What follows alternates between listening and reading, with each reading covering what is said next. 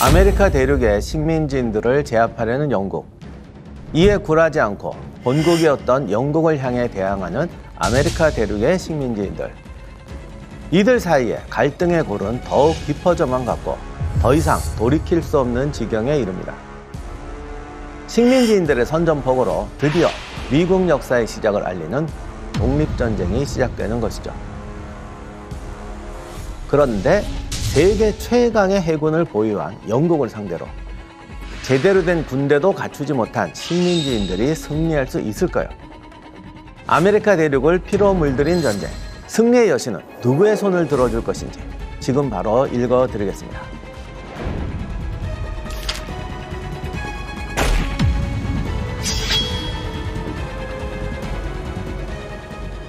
안녕하세요. 세상의 모든 전쟁사를 읽어드리는 전쟁사 읽어드립니다의 역사학자 임용환입니다.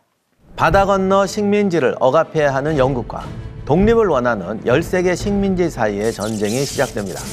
1774년 10월 식민지인들은 본격적으로 전쟁을 준비하려고 콩코드에서 매사추세츠 식민지 협의회를 열게 됩니다. 그런데 왜 하필 콩코드냐? 콩코드는 보스턴에서 가깝고 은둔하기에 유리한 지역이라고 판단했기 때문이었습니다.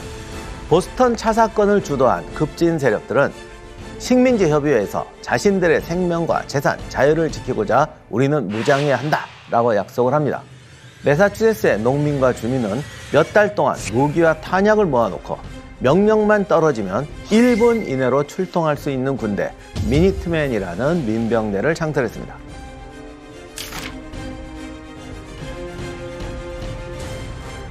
그런데 이게 민병대라는 게 이상하게 우리나라 사람들은 감동을 팍팍 받는데 보통 서양 전쟁사 할 때 쟤들은 민병대야 라고 하면 철모 쓰고 군복 입히고 줄 세우면 군대냐? 저건 군대가 아니란 뜻이에요. 당시에 미군은 1만 8천 명 정도의 민병대원을 모집했습니다. 당시 보스턴에는 영국 정규군이 주둔하고 있었습니다. 영국군은 유럽에서 제일 잘 정비된 군대였어요. 지휘관들은 7년 전쟁에 참전한 경험자였고 귀족 출신들로 자부심도 강했습니다. 그러나 영국군 지휘관 토마스 게이지 장군은 영국군 병력이 너무 적어서 증원부대 없이는 아무것도 할 수 없다는 판단을 내립니다. 그런데 민병대가 콩코드에 많은 양의 탄약을 저장하고 있다는 이야기를 듣습니다. 쟤네들이 군대를 만들고 무기를 모으면 큰일 나겠구나. 이러한 마음에서 그들을 공격하기로 결정합니다. 이것이 바로 미국 독립전쟁의 시작을 알리는 렉싱턴 콩코드 전투입니다. 1775년 4월 18일 밤 게이지 장군은 1000명 규모의 분견대를 렉싱턴으로 파견합니다. 이때만 해도 게이지 장군은 식민지인들을 놀라게 해서 피를 흘리지 않고 불법적인 무기를 탈환해야겠다는 목적을 가지고 있었습니다. 그러면 왜 하필 무기를 탈환하려고 했을까? 영국에서 아메리카 대륙으로 이주민을 보냈던 초창기에는 주민들이 원주민이나 야생동물의 공격으로부터 스스로를 지킬 수 있도록 총기 소유를 허용했습니다. 그래서 이들이 총을 가지고 아메리카 대륙에 첫 발을 들일 수 있었던 것입니다. 미국의 역사는 곧 총의 역사다라고 할 만큼 총은 정착 초기부터 미국 사회에 뿌리를 내립니다. 그런데 보스턴 차 사건을 기점으로 영국과 아메리카 식민지 사이에 갈등이 심각해지니까 총을 든 식민지인들 이거 위험해. 그래서 영국이 총기와 무기 수출을 금지시킵니다. 그리고 영국군이 콩코드에서 민병대의 무기고는 불법이다. 그러니 우리가 접수하겠다라는 행동에 나서게 된 거죠. 식민지인들 입장에서는 자신들의 가장 기본권, 무기 소유를 빼앗는다고 판단하게 된 것이죠. 그러니까 거세게 반항하고 투쟁하게 됩니다. 이 때문에 아메리카 대륙에서는 영국의 탄압으로부터 자신을 지킬 수 있었던 것이 총기 때문이었다는 생각이 번지고 현재까지도 미국인들에게 총은 자신을 지킬 수 있는 수단으로 중요한 의미를 가지게 됩니다. 나중 이야기지만 미국이 건국된 이후에 총에 대한 인식은 더욱 분명해졌고 영국이 식민지인들을 탄압했던 것처럼 독립 후에 등장한 연방정부가 또다시 총기를 뺏으려 할지 모른다. 이런 생각에 불안해합니다. 그래서 국가의 횡포를 막고 스스로 지키려면 총이 필요하다고 판단하게 되는 거죠. 따라서 헌법이 제정되고 나서 국민의 무기 소유를 합법화하는 수정헌법 제2조를 제정해서 집어넣습니다. 이 2조의 내용이 잘 규율된 민병대는 자유로운 주의 안보에 필수적이므로 무기를 소유하고 휴대하는 국민의 권리를 침해할 수 없다라는 것입니다. 이렇게 돼서 미국인들에게 총기 소지는 개인과 국민의 기본 권리라는 것으로 인식됩니다. 바로 이 법으로 인해서 현재 미국의 총기 소유 논란이 지금까지도 계속되고 있습니다. 그런데 여기서 이제 하나 알고 가야 될 것이 이게 꼭 미국만의 특성이 아니에요. 우리나라도 한말에 야생동물이나 도적 이런 것에서 자기를 방어하기 위해서 화승총 같은 걸 가지고 있는 집들이 많았어요. 그런데 의병항쟁이 나타나니까 일본하고 조선 정부가 무기를 압수하게 되죠. 이때 유명한 외국에 보도된 그림이 있는데 민가에서 화승총을 압수하니까 호랑이들이 내려와서 백성들을 마구 죽인다, 이런 이야기가 외국 신문에까지 보도가 됩니다.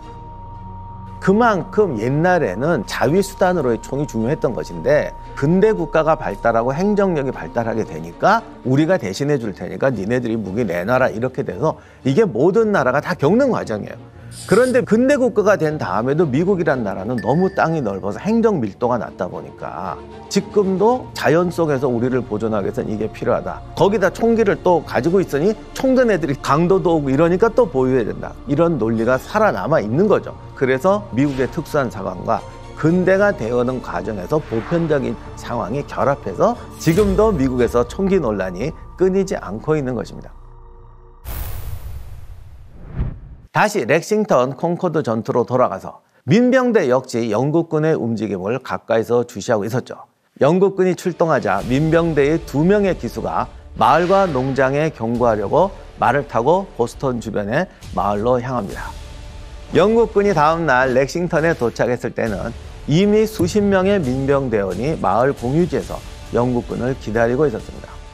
영국군과 민병대가 마주친 순간 초라한 민병대의 모습을 보고 영국군은 그냥 웃으면서 지나갑니다. 그렇게 충돌 없이 지나가려나 싶었는데 어디선가 총성이 울렸고 민병대원이 쓰러집니다. 이 총성을 후에 전 세계에 울려 퍼진 총성이라고 표현했습니다. 그러나 솔직히 누가 먼저 총을 쐈는지는 알 수가 없습니다. 렉싱턴의 한 민병대원에 의하면 영국군 지휘관 피케인 소령이 도착하자마자 식민지인들에게 반역자들아 모두 해산하라 라고 외쳤다고 합니다. 그러나 식민지인들이 이 말을 무시하자 피케인 소령이 발포 명령을 내렸다. 영국군 장교와 병사는 아니다, 민병대가 먼저 총을 쐈다라고 주장합니다. 진실은 알 수 없으나 첫 번째 총성 이후 양 진영에서는 순식간에 총격이 시작되었고 이때 민병대원 8명이 죽고 10명이 다칩니다. 영국군은 이 기세를 몰아서 콩코드로 진격했고 콩코드에 도착한 영국군은 곧바로 민병대와 전투를 시작합니다. 이때 두 군대는 완전히 다른 전투 방식을 취합니다. 영국군은 일렬로 서서 총을 쏘는 라인 배틀의 전투 방식입니다. 밀집 대응으로 어깨를 맞대고 전진하는 거죠. 그동안의 대포가 장렬해서 상대의 진영을 때립니다. 서로 총의 사정거리인 70, 90m 내외에 들어서면 마주보고 일제 사격을 합니다.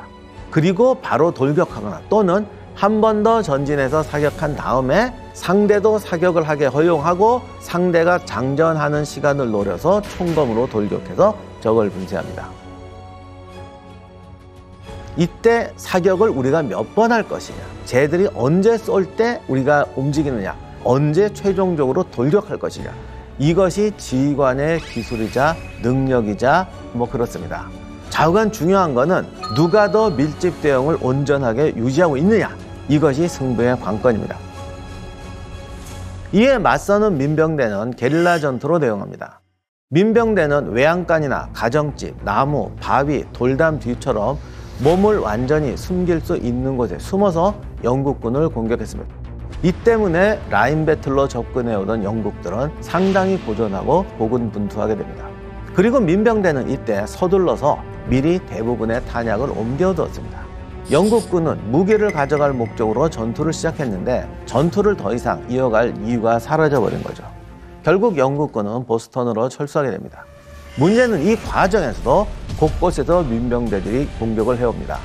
돌아가는 동안에 영국군은 사망자 73명, 부상자 174명이라는 상당히 큰 희생을 내게 됩니다. 이에 반해 민병대는 49명의 사망자와 39명의 부상자를 냈죠. 거의 3배의 희생자를 낸 것이죠. 결국 영국군은 이 전투에서 완전히 실패하고 패배하게 됩니다.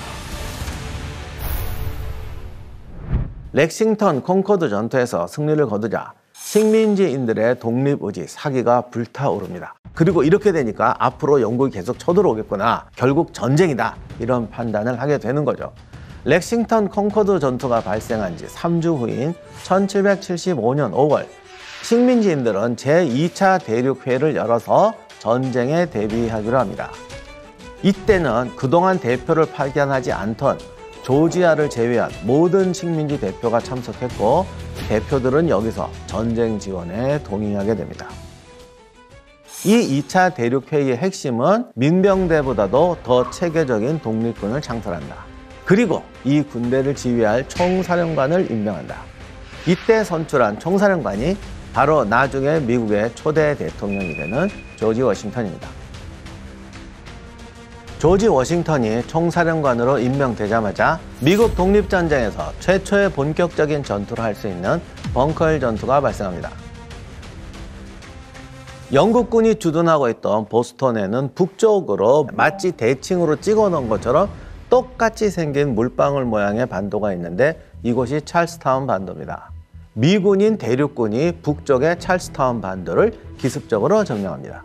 찰스타운에 포대를 세우면 보스턴 항구로 출입하는 영국 함대들을 공격할 수 있게 됩니다. 대륙군의 찰스타운 점령에 당황한 영국군은 서둘러서 찰스타운을 공격하게 되죠. 16일 야간에 대륙군 약 1300명이 찰스타운 반도에 진입했습니다.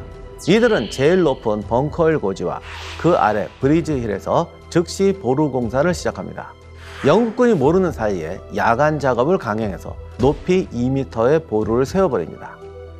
날이 밝자 대륙군을 발견한 영국 함대가 포격을 가합니다. 그 사이에 보스턴에 있던 영국군 지휘관들은 찰스타운 공격 계획을 짜기 시작합니다. 보스턴에는 4명의 지휘관이 있었는데 통합사령관이 없었어요. 결국 이들은 영국식 토론을 시작합니다. 이게 2차 세계대전 때까지 영국군의 유명한 병입니다. 급한 일 생기면 다 모여. 그래서 지도 보면 토론하기 시작하는 거예요. 롬메리가 엄청 비웃었어요. 하여간 이렇게 돼요. 첫 번째 안은 이 물방울처럼 생겼으니까 물방울 끝에 그 넥이라고 그래요. 목 부분이라고. 거기에 상륙해서 미군을 찰스타운에 가둬버리는 거죠. 하지만 이렇게 하면은 그 북쪽에 또 대륙군이 있기 때문에 이게 영국군이 찰스타운을 가둬버리는 건지 찰스타운과 미군 사이에 끼는 건지 이게 좀 애매하게 되죠. 따라서 이것은 전술적으로 훌륭하거나 위험하거나 이런 계획이었죠. 두 번째 안은 반도의 남동쪽 끝에 상륙해서 브리지힐과 벙커힐 보루 사이에 빈 공간으로 침투하는 방안이었습니다. 이게 나름 멋있어 보이는데 문제는 당시 썰물 밀물이 안 맞아서 한참을 기다려야 했습니다. 세 번째 안은 그냥 찰스타운 부두로 상륙해서 마을을 지나 언덕으로 올라가자는 거였죠. 이것은 시가전을 각오해야 하는데 당시에는 시가전을 그렇게 무서워하지 않았습니다. 그래서 이것은 그냥 평범하고 무난한 계획처럼 보였습니다. 자, 그러면 이 중에 뭘 선택해야 될까? 이렇게 꿈을 대는 사이에 대륙군이 영국군이 노리던 그 넥, 틈새도 막아버립니다. 그리고 증원군까지 옵니다. 결국은 난상토론 하다가 좋은 방안은 다 놓치고 남은 방법이 가장 무모한 방법밖에 안 남게 되는 거죠. 이것을 전쟁에서 주도권을 놓친다고 합니다. 영국군은 현지 사정도 어둡고 지형 파악도 안 되고 무엇보다도 지휘 계통이 없었습니다. 공격군 지휘는 윌리엄 하우가 있는데 이때 병력이 2200명의 대포 열문이었어요. 막상 내려보니까 보루에 빈틈이 없죠. 그러자 그는 브리지힐 보루 전면에 정면 공격을 하는 방법을 택하게 됩니다.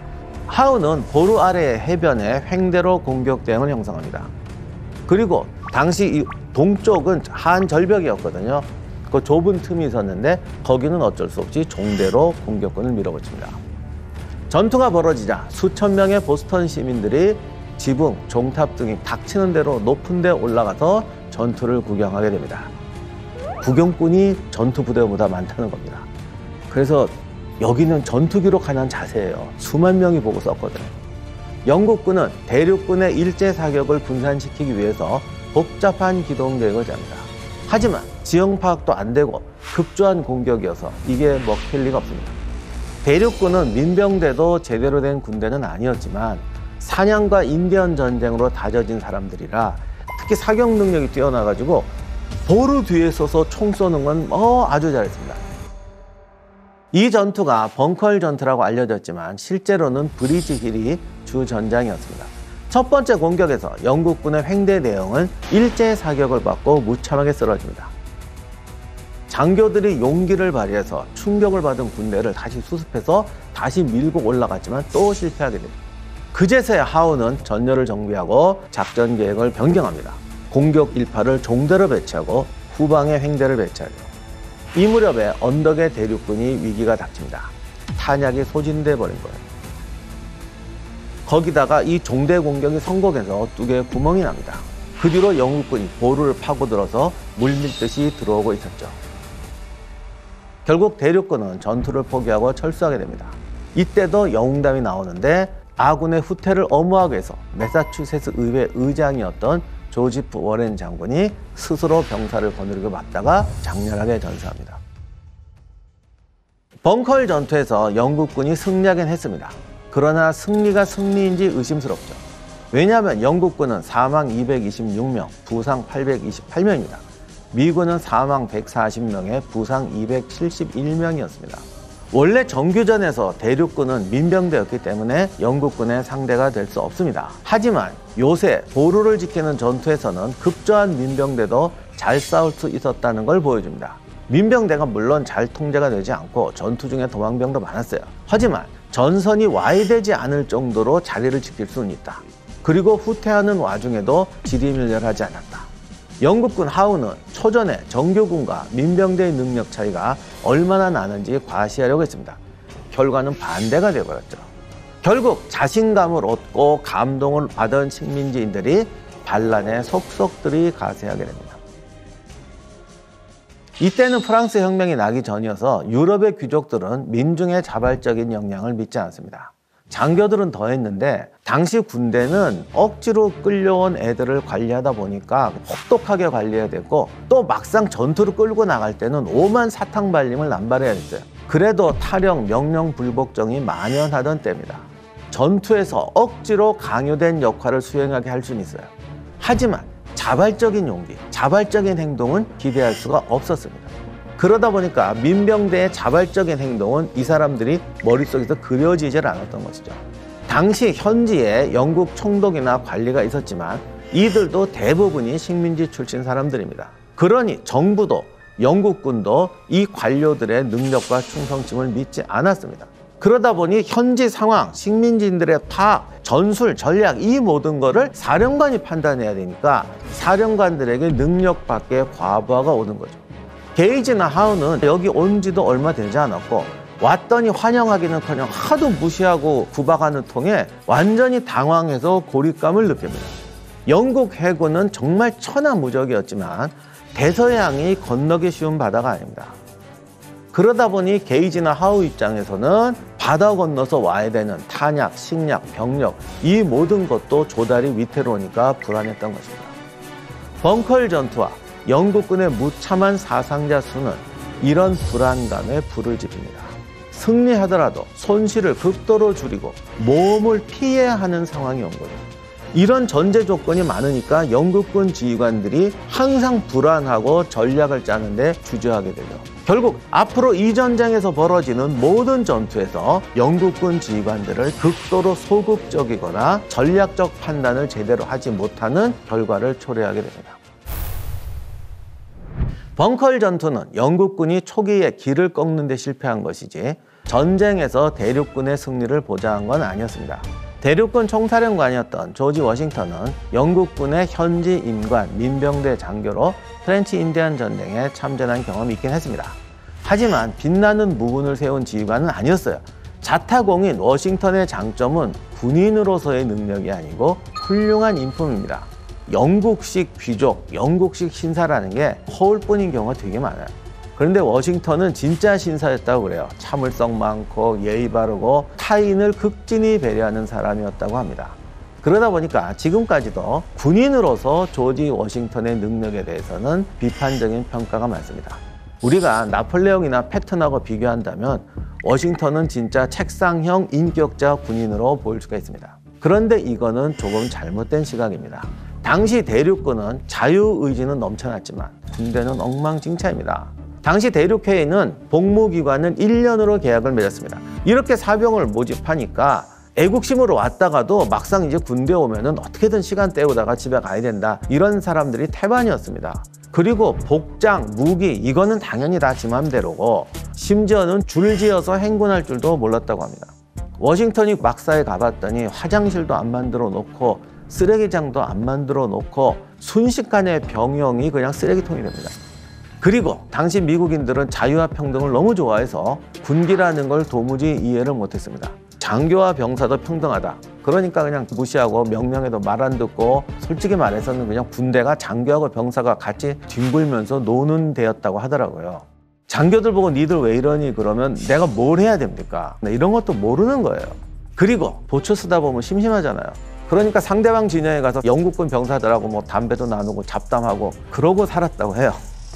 워싱턴은 이 엉터리 민병대를 군대로 만들어야 했습니다. 자유분방한 장교들부터 장교의 임무를 알려주고 위반자, 게으른 자는 엄한 군기와 처벌을 시행했습니다. 전투에서 비겁한 행위를 하면 더 엄하게 처벌했어요. 벌금, 망신 주기, 할 수 있는 모든 방법을 동원했습니다. 워싱턴의 군기 잡는 방식은 현대 기준에서 보면 아주 불합리해 보일 수 있습니다. 그러나 유럽 군대에 비하면 가혹한 것도 아니었어요. 장교부터 사병까지 자기 할 일이 뭔지도 모르는 군대를 운영하기 위해서 조지 워싱턴은 부사관이 해야 될 일부터 총사령관이 해야 될 모든 일을 했다고 합니다. 이동 방식, 줄 세우는 거, 숙소 건설하는 거, 취사하는 거, 이 모든 걸 엄청나게 꼼꼼하게 지시하고 점검합니다. 이렇게 꼼꼼한 사람은 큰 그림을 못하는 경우가 많은데 워싱턴은 적군의 행동을 예측하고 우리 수준에 맞는 전략 전술을 짜는데도 꽤 유능했습니다. 그리고 무엇보다도 자상하면서도 은근히 무서운 끈기가 있었어요. 당시에 이 엉터리 민병대를 지휘한 워싱턴의 최대 장점은 뭘까? 하고 싶은 것, 해야 하는 것, 할 수 있는 것을 구별하고 자제할 줄 안다는 겁니다. 그리고 리더로서 워싱턴의 최대의 치적, 최대의 장점은 사람을 볼 줄 안다는 것이에요. 그는 무능한 자들에게도 최대한 관용을 가지고 대하긴 했지만 숨은 인재를 찾아내고 등용하는 데는 주저하지 않았습니다. 그러나 워싱턴이 이렇게 노력을 했지만 큰 조직은 한 사람의 노력으로 단숨에 바뀌지 않습니다. 민병대와 정규군 사이의 차이는 너무나 컸고 벙커 이후에 벌어지는 전투마다 대륙군은 대패하거나 간신히 비기거나 영국군의 소심함 덕분에 위기를 모면하는 일이 반복됩니다. 이 전쟁의 승부는 사실 우린 알고 있어요. 그런데 도대체 어떻게 해서 이 민병대가 영국군을 이기는가? 어떻게 해서 이 엉터리 군대가 세계 최강의 군대와 싸우는 군대가 되어가는가? 이것이 미국 독립전쟁사에서 가장 흥미진진한 부분입니다. 그리고 가장 어려운 부분입니다. 다음 시간에 이 답을 계속 찾아보도록 하겠습니다.